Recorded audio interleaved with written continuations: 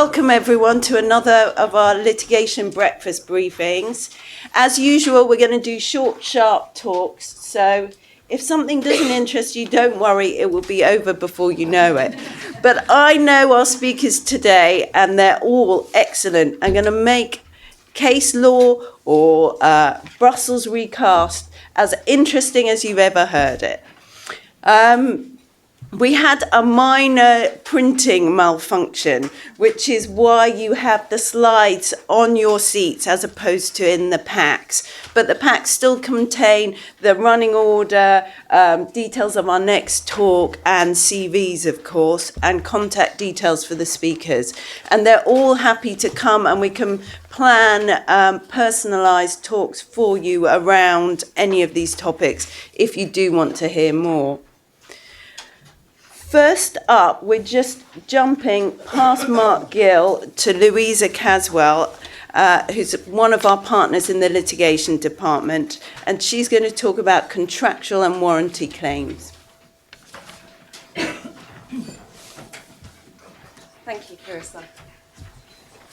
So Mark Gill and I are going to look at some recent cases this morning. I'm going to focus more on the sort of contract, indemnity and warranties. I'm going to start off with a case that we have touched on briefly in previous breakfast briefings, but you know, it's an important one about negligent misrepresentation, so I thought it was worth going over again briefly. It's a Scottish case regarding negligent misrepresentation, and it involves a guy called Alistair Erskine, who's a frozen food tycoon, who decided he wanted to lease a grouse moor up in Scotland. And he was a bit concerned that it may have been overshot, so he sought reassurances from the sellers. You know, he wanted to know that appropriate checks had been carried out. He got the reassurance that he wanted, and so based on that, the LLP that had been set up to be the tenant of the land entered into a 15-year lease. 5 years in, and they're not happy. They're only getting, I'm not a grouse shooting expert here, so this means nothing to me, but he'd only got 1/10 of the shoot that he'd expected to get. And it transpired that the checks that had been carried out had only been done on a particular part of the land that was very densely populated. So it didn't apply to the whole land. So the LLP then sued for misrepresentation.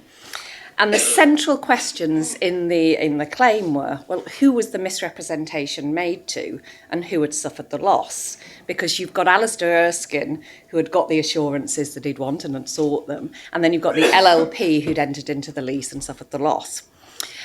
It was held by the court that the negligent misrepresentation in this case was an ongoing misrepresentation, so that the misrepresentations to Erskine then became the misrepresentations to the LLP, and which meant the LLP could claim.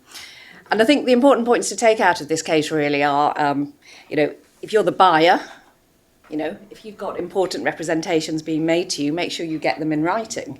If they're really important, get them written into the contract as far as you can. Get them put in as warranties. And in fact, in this case, it really helped that there was this sort of email chain showing, you know, what he'd been told and why he'd asked for it. I think for the seller, the message is make sure you give the correct information, first of all.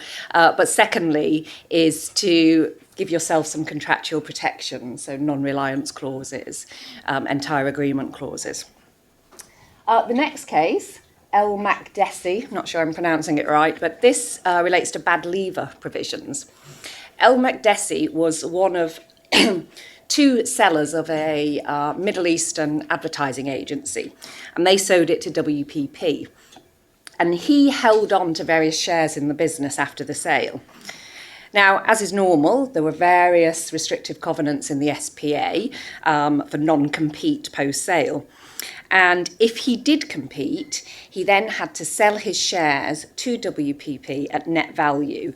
So, you know, basically at the sort of base value without any goodwill included. So he took his 30 million from the sale, and then, as often happens in these cases, thought, oh, I'll start competing. So that's what he did. the WPP tried to rely on the bad leaver provisions, and if they were effective, he stood to lose 44 million from the share value. So it's a big sum, and if you look at what the overall sort of sale, he's standing to lose a very large amount. What the court found is that a bad leaver clause mustn't be a penalty, so it must be a genuine pre-estimate of any losses that might happen. However, that doesn't mean that it can't act as a commercial deterrent. So it may still create a harsh result. So you have to find that sort of balance between not being a penalty but still having enough of a commercial deterrent. Here, they found that the clause was a penalty because the sums involved were so huge. And I think the message that we take from this one is you need to make sure in your drafting of the contract that you put in place the thought that's been given to calculating the quantum of any of the bad leaver provisions. Make sure you've set out what the loss relates to and how the amounts add up.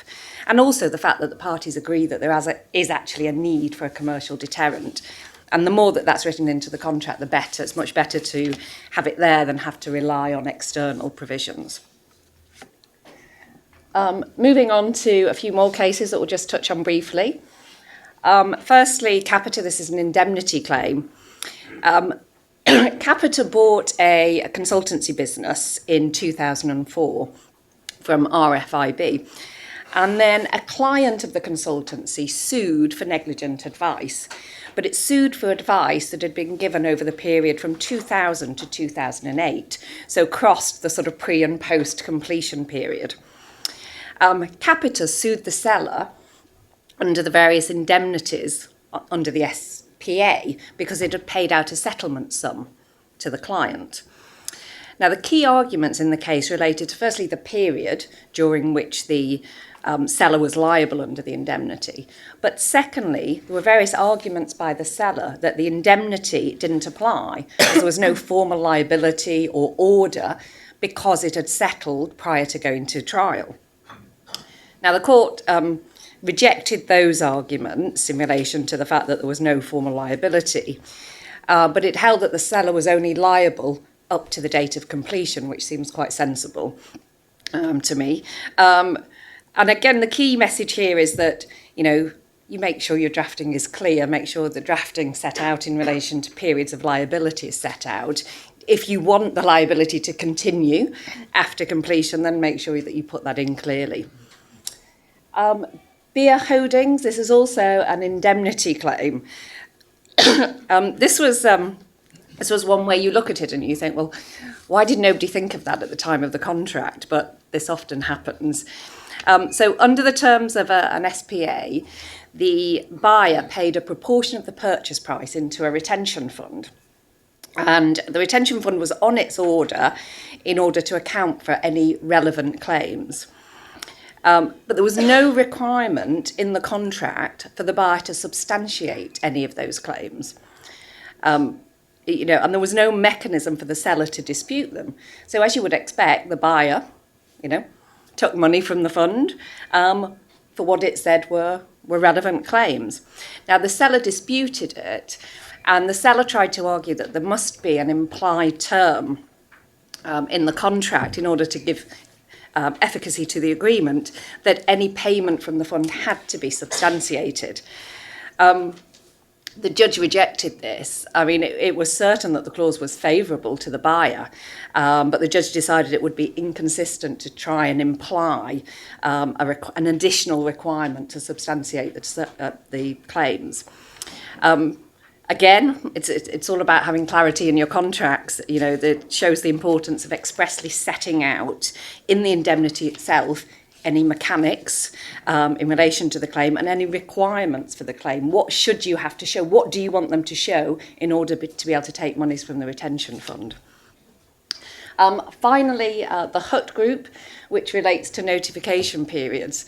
Notification periods are something that often gets ignored in contracts, gets forgotten about, and we always advise clients know your dates in your contract, know when your warranty period, your period for warranty claims is running out, know what the service periods for notice are, because what you don't want to do is miss out on a potential claim just on a technicality. This case considered whether the buyer's warranty claim was out of time because the service was out of time. There was a clause in the contract that required service of the notice of any claim. It required that there would be certain details about the claim put in the notice as far as practicable, and the amount claimed if it was known, but also that should happen within 20 business days of the buyer becoming aware of the matter. And what the case looked at is, what does becoming aware of the matter mean? The sellers argued that it was as soon as you became aware of the factual grounds of the claim. And that would mean that it was out of time because they were aware of the factual grounds sort of before the 20-day period ran out. The court held that becoming aware of the matter meant becoming aware of the claim, so that it only started to run once you knew that there was a proper basis for a claim. So just knowing the sort of facts that you may have a claim wasn't enough. You were allowed to do your investigations to work out whether it actually was a proper claim. As I've said, it's just the important learning lesson there is know what's in your contract, know what it says about service periods, and how long the warranty period is going to last.